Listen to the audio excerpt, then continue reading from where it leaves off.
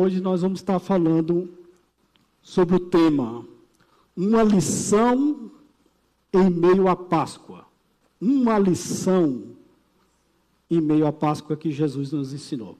E eu convido os irmãos a abrir as suas Bíblias no Evangelho de Jesus Cristo, segundo escreveu João, capítulo 13º, do versículo 13 ao 15.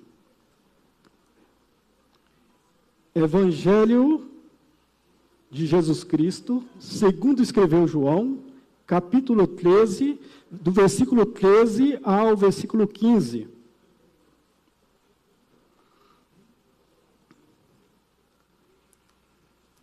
Diz assim a palavra do Senhor. Eu vou ler aqui na Revista Corrigida, mas tem alguns textos aqui que eu vou ler na NVI. Bom, diz assim o texto da palavra do Senhor. Porque vós me chamais mestre e senhor, e dizeis bem, porque eu sou. Ora, se eu, senhor e mestre, vos lavei os pés, vós deveis também lavar os pés um dos outros. Porque eu vos dei o exemplo, para que, como eu vos fiz, façais vós também. Amém? Ó Deus, poderoso Pai, a Tua palavra foi lida e está colocada aqui diante, Senhor, do Teu povo.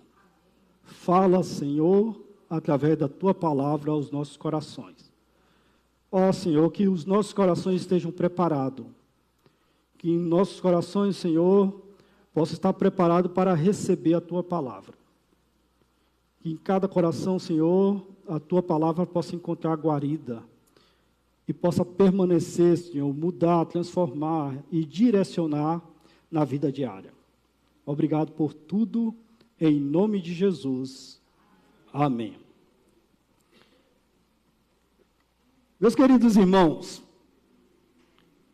Jesus já não podia andar publicamente.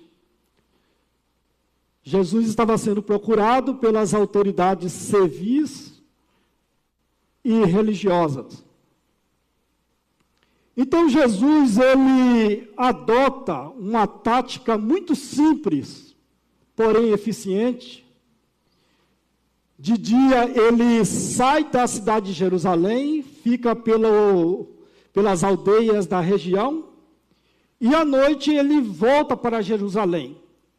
E com essa tática, ele acaba despistando as autoridades e as pessoas que o procuram.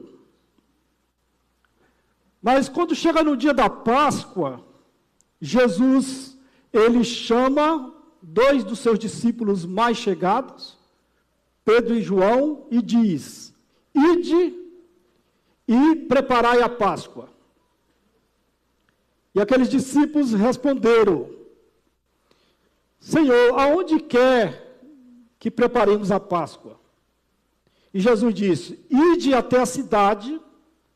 Quando vocês chegarem na entrada da cidade, vocês vão ver um homem com um cântaro na cabeça. Segui-o.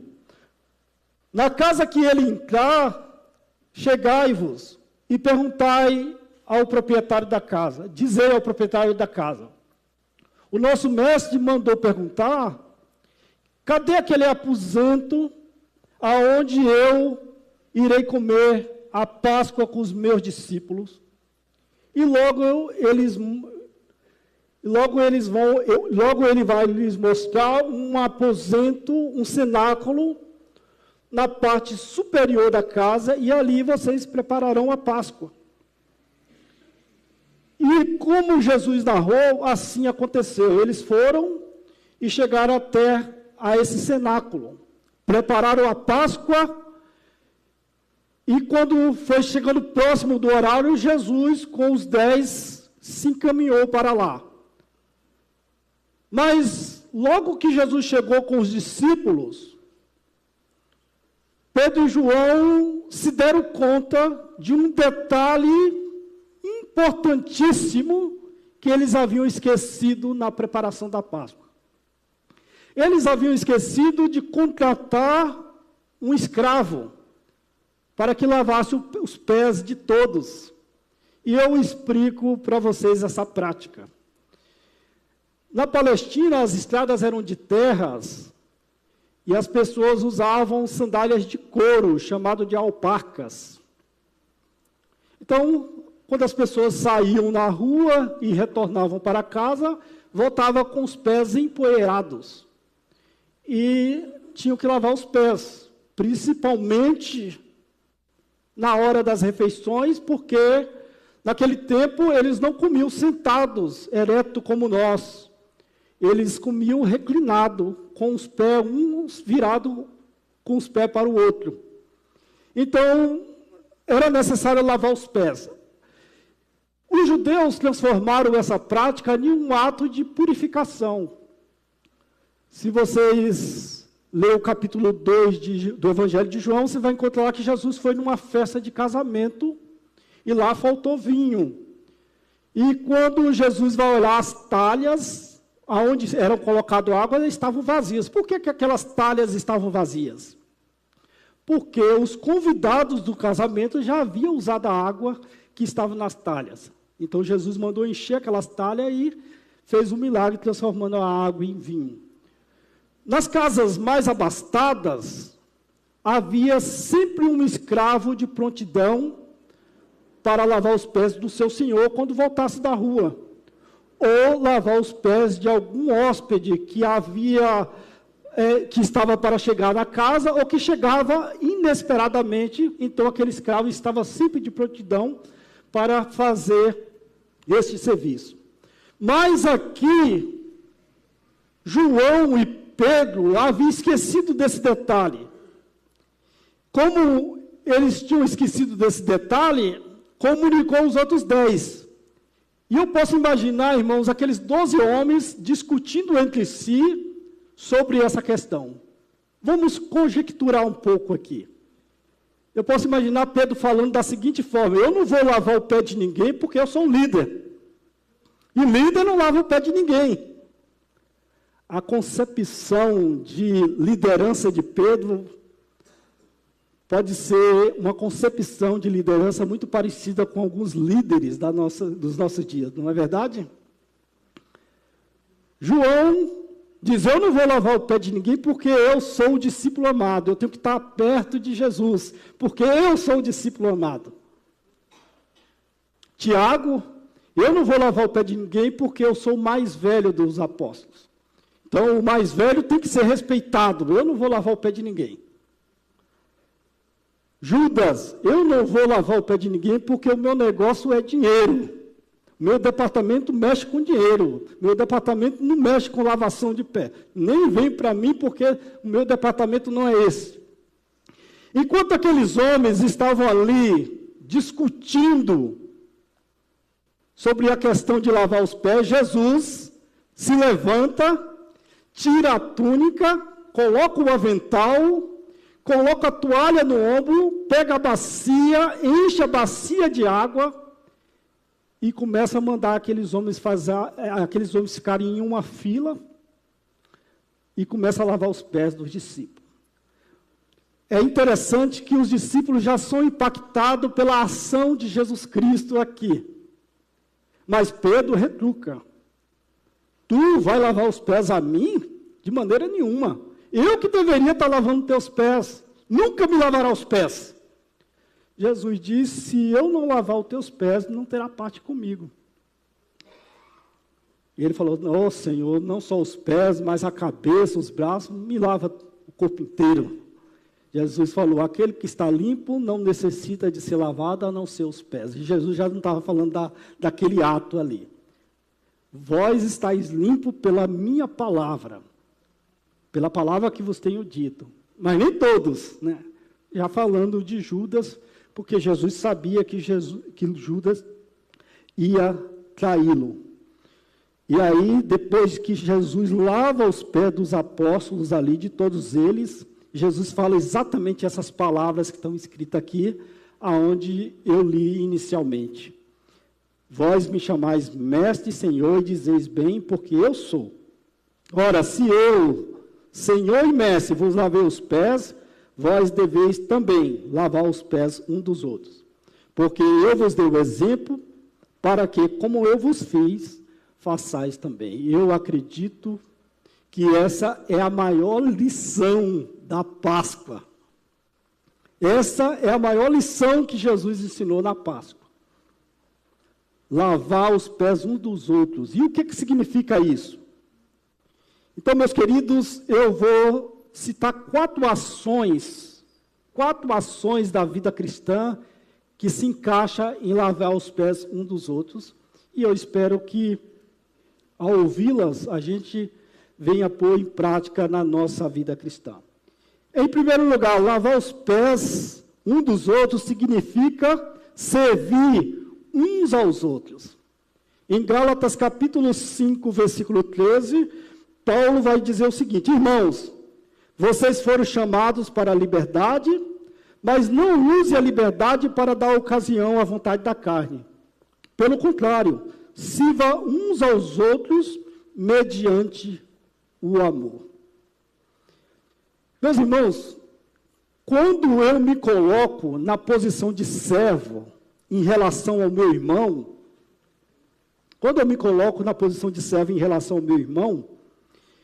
eu abro mão dos meus direitos em relação a ele. É necessário fazer isso, quando a pessoa se coloca, porque servo não tem direito, servo tem deveres e responsabilidades. E a palavra servo aqui é a palavra escravo. Então, o servo não tem direito, ele tem responsabilidade, ele tem deveres a cumprir. Então, quando eu me coloco na posição de servo em relação ao meu irmão, eu me coloco porque só é possível servir de maneira genuína abrindo mão dos meus direitos. Ninguém pode servir de maneira genuína ostentando os seus direitos em relação ao seu irmão. E quando eu abro mão desses direitos, eu me diminuo em relação ao meu irmão.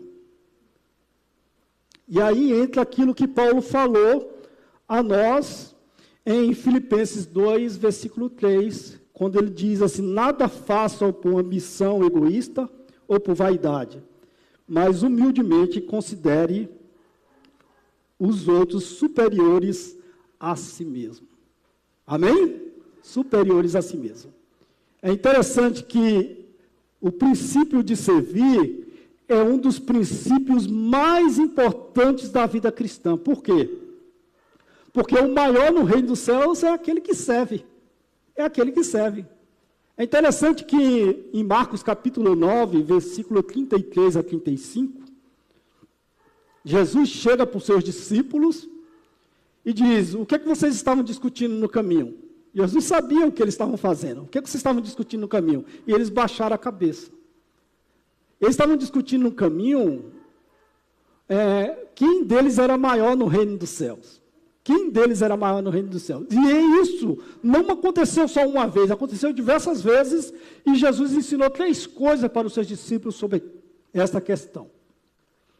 Em primeiro lugar, Jesus falou: aquele que quiser ser maior do que todos, seja servo de todos. Foi a primeira coisa que Jesus ensinou aos discípulos. A segunda coisa, em outra ocasião, Jesus disse: aquele que quiser ser o primeiro, seja o último da fila. E em outra ocasião, Jesus pegou uma criança, colocou no meio deles e falou: aquele que quiser ser maior no reino do céu, seja como essa criança. É verdade que servir não é uma coisa muito atraente, é verdade? Não é uma coisa atraente servir. Ser servido é uma coisa atraente, mas servir não é uma coisa muito atraente, não é uma coisa que gostamos de fazer. Mas é uma coisa que faz parte da nossa nova natureza em Cristo. É uma coisa que nos faz crescer espiritualmente e nós precisamos servir uns aos outros. Jesus é o nosso maior exemplo de servidão, de servir. Em Lucas capítulo 22, versículo 27, Jesus fez uma pergunta para os seus discípulos: quem é maior? É aquele que está à mesa ou aquele que serve? E, obviamente, os discípulos responderam: aquele que está à mesa. Aí Jesus fala algo muito profundo para eles: entre vós, eu sou como aquele que serve. E foi assim até o final do seu ministério. Em segundo lugar, lavar os pés um dos outros significa levar a carga um dos outros. Em Gálatas capítulo 6, versículo 2, Paulo diz: leve os fardos pesados um dos outros e assim cumpra a lei de Cristo.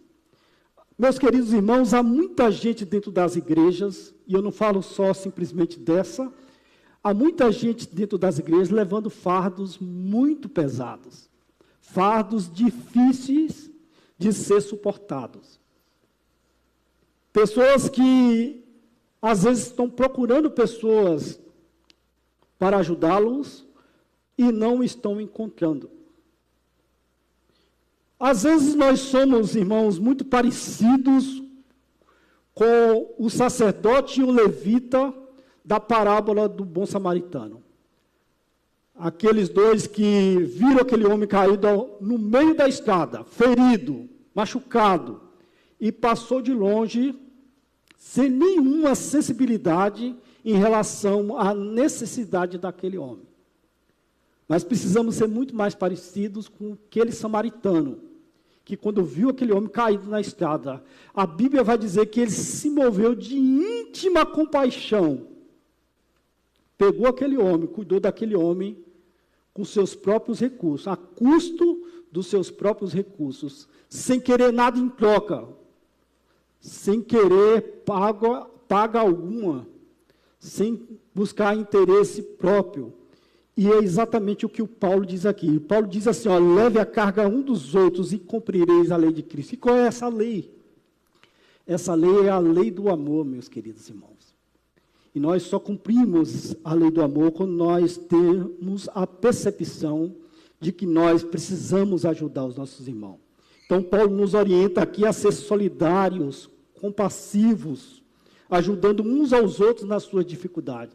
Não é possível que você, que tem o amor de Deus em sua vida, você vê um irmão passando dificuldade, você vê alguém precisando da sua ajuda, e você age como sacerdote e levita, e não como o bom samaritano. Há pessoas carregando fardos pesados, porque às vezes não se deram contas de que esses fardos podem ser trocados pelo jugo e o fardo de Jesus. Porque em Mateus capítulo 11, versículo 30, ele diz, pois o meu jugo é suave e o meu fardo é leve. Então, há pessoas precisando exatamente desse tipo de orientação, para que elas não venham perecer com o seu fardo sobre si. Precisamos ajudar os nossos irmãos a carregar os seus fardos, aqueles fardos pesados, difíceis de ser suportados. Em terceiro lugar, lavar os pés um dos outros significa amar uns aos outros. Em 1 Pedro, capítulo 4, versículo 8, Pedro diz da seguinte forma, sobretudo, ame-se sinceramente uns aos outros, porque o amor perdoa muitíssimos pecados. Eu gosto da tradução da Revista Corrigida, que diz assim, ame-se intensamente, uns aos outros. Por que essa tradução ela é mais profunda, no meu ver? Porque, às vezes, nós amamos ostentando uma formalidade, uma mornidão no nosso amor um para com os outros. E Pedro está dizendo aqui que nós devemos amar intensamente, com ardente amor. Ele vai usar essa palavra, ardente amor. Devemos amar uns aos outros com ardente amor. E não com amor morno, ou como um amor formal, mas com ardente amor, um amor intenso um para com os outros. É interessante que há uma história sobre o apóstolo João, considerado o apóstolo do amor, conta uma história que quando João saiu da ilha de Pátimos, onde passou 4 anos sofrendo fisicamente, psicologicamente, depois de 4 anos ele foi solto e voltou a residir na cidade de Éfeso. E ali João se propôs na cidade de Éfeso a ensinar sobre o seu relacionamento com Jesus aos mais novos. E o pastor da cidade de Éfeso, durante o culto, quando estava para terminar o culto, ele gostava de perguntar para João se ele gostaria de falar alguma coisa. E João, ele levantava e falava o seguinte: eu quero dizer algo. Eu quero dizer que ame uns aos outros como ele vos amou.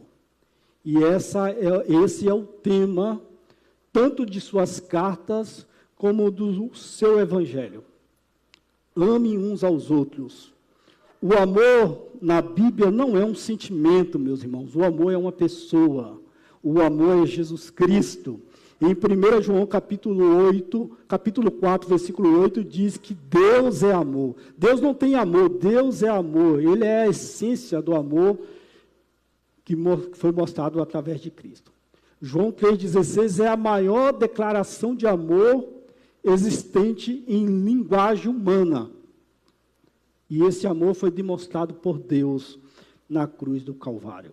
Amar uns aos outros também está dentro de um dos mandamentos mais importantes ensinado por Jesus. Ame o teu próximo como a ti mesmo. E o que significa amar o próximo como a si mesmo? É colocar os direitos, as necessidades e os privilégios do próximo no mesmo patamar dos meus, dos nossos. Quando a gente coloca as necessidades, os privilégios, e no mesmo nível que o nosso, nós conseguimos olhar para o próximo como olhamos para nós mesmos. Em quarto lugar, e último, o que significa lavar os pés uns dos outros? Significa perdoar uns aos outros. E aqui em Colossenses capítulo 3, versículo 13, Paulo vai dizer assim: suporte-se uns aos outros e perdoe as queixas que tiverem um contra os outros. Perdoe como o Senhor lhes perdoou. É interessante, meus queridos irmãos, que perdoar significa perder a razão. Significa deixar aquela pessoa que nos ofendeu entrar na nossa história e fazer parte dela novamente. E aqui nesse versículo 13, nós vemos aqui que sempre que aparece uma passagem falando de perdão, ela está sempre associada com o perdão de Deus, com o perdão de Cristo. Até no Pai Nosso, né, o perdão está ligado ao perdão de Cristo. Por quê? Porque de mim mesmo eu não posso perdoar ninguém. Eu só sou capaz de perdoar alguém porque eu tenho em minha vida o perdão de Cristo. Eu não perdoo uma pessoa porque ela merece. Eu não perdoo uma pessoa porque gosto dela. Eu perdoo uma pessoa porque há em mim o perdão de Cristo. Enquanto você tem o perdão de Cristo em sua vida, esse perdão que você tem o capacita a perdoar as pessoas. E o perdão, ele tem dois lados. A pessoa que tem o perdão de Cristo na vida, ele está tanto apto a perdoar alguém, como a pedir perdão quando ele erra. Por isso, em Tiago, capítulo 5, versículo 16, Tiago nos orienta dizendo: portanto, confesse os seus pecados uns aos outros e ore um pelos outros para serem curados. A oração de um justo é poderosa e eficaz. Será que ainda existe esse ministério de confessar as nossas culpas um para com os outros na igreja? Ou ela já foi extinta há muito tempo? Aqui o versículo está querendo dizer que esse objetivo de confessar é para que o irmão ore. Está entendendo? É para que o irmão ore. Hoje, será que nós estamos fazendo esse tipo de lavação de pés? Confessando as nossas culpas uns para os outros? Para que o irmão ore por aquilo que a gente está precisando de oração? Eu gostava muito na igreja de... Eu já tentei fazer isso aqui na igreja, mas há muito tempo não deu muito certo. Do amigo de oração. era a gente tirar aquele papelzinho e a gente orar pelo irmão, cada um orar pelo irmão secretamente durante um mês. Depois, no final do mês, chamar aquele irmão e falar assim: irmão, eu orei pelo irmão todo esse mês. E às vezes a gente fazia no início, falar no início para saber qual era os pedidos de oração daquele irmão para que pudesse orar por ele. E aquilo era muito valioso, porque a Bíblia diz que Jó foi abençoado quando ele orava pelos seus amigos. Quando ele orava pelos seus amigos, o Senhor o abençoava. E esse é um princípio que existe dentro da oração. Quando você ora pelos outros, Deus abençoa você grandemente. Amém? Deus abençoa você grandemente. Quero encerrar essa palavra, meus queridos irmãos, pedindo aos irmãos para que fiquem de pé. Vamos abrir nossas Bíblias no capítulo 5 de 1 Coríntios, versículo 7.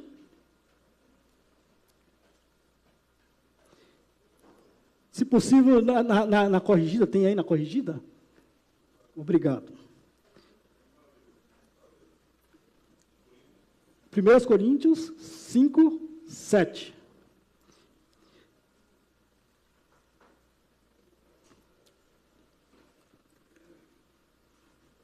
É só a parte B do versículo aí, porque Cristo, tá, ok?